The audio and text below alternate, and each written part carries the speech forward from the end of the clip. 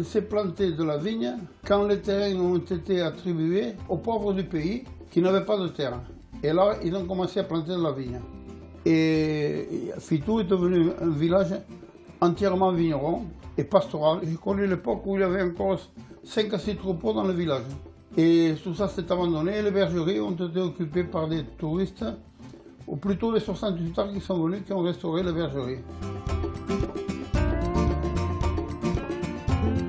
Fitou, c'est le cœur de l'appellation. Et étant donné qu'on est près de la zone touristique Port-le-4, Port-Barcarès et tous ces villages aux alentours qui sont très touristiques, ça permet aux gens de pouvoir s'installer chez eux et de pouvoir vendre le vin plus facilement que comment ça se vendait. Disons que le système a été plus facile qu'en coopérative. Ça a permis aux touristes de venir et l'appellation et tout mélanger, ça permet le développement de Fitou. Et donc c'est un village viticole, c'est le village de l'Aude qui a le plus de caves particulières, on est 12 caves particulières. Ensuite c'est aussi surtout le berceau du cru de l'appellation. Voilà, donc c'est après essentiellement des viticulteurs de père en fils et voilà. L'appellation Fitou déjà ce n'est que du rouge, il n'existe ni rosé ni blanc. Voilà. Après il y a 4 cépages. Donc il y a quand même 2 cépages de base pour la région, qu'on retrouve d'ailleurs sur le Corbière, qui sont le Grenache et le Carignan. Moi, je veux dire qu'ils vont faire 80% du vin. Et après, il va y avoir on va rajouter ce qu'on appelle les cépages améliorateurs, qui vont être la Syrah et le Mourvèdre. Voilà, alors là, le Fitou, c'est minimum 3 cépages, voire 4. Certains ont la cave de vinification attenante au caveau de dégustation. Donc là, les gens y voient de suite. Il pose très facilement des questions et le viticulteur en général lui explique très facilement. Alors disons que dans les caves particulières, les gens acceptent très facilement quand on est en train d'y travailler, que les gens regardent, observent, on leur explique.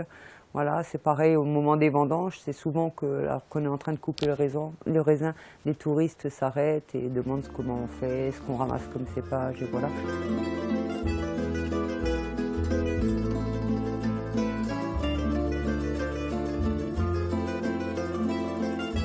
On prend plaisir aussi parce que c'est pas, j'allais dire, du Made in China qu'on vend, hein. C'est notre travail, c'est du travail qui est fait sur plusieurs années. Hein. Une vigne, on l'amène à maturité, donc on est fiers de nos produits. Quoi, voilà. Un vin, c'est un peu comme un bébé, quoi. C'est quelque chose qu'on va essayer de lui apporter ce qu'on a de personnel. C'est pour ça que vous avez 12 ou 14 caves à Fitou et que chacune font des Fitou différents, parce que chaque vigneron va essayer d'apporter à son produit des notes, et une texture, tout un tas de choses.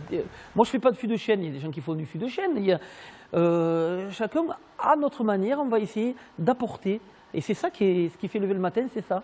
Être capable de dire, tiens, aujourd'hui, si je vendange cette vigne et que je la mélange avec celle-là, je vais avoir un degré qui va être intéressant, un produit intéressant que je vais pouvoir ensuite assembler avec un autre produit que j'ai déjà en cave et essayer d'en tirer la substantielle moelle, on va dire. Ce qui permet de s'en sortir, c'est que finalement, on produit sur un même territoire, avec des mêmes cépages, des vins complètement différents.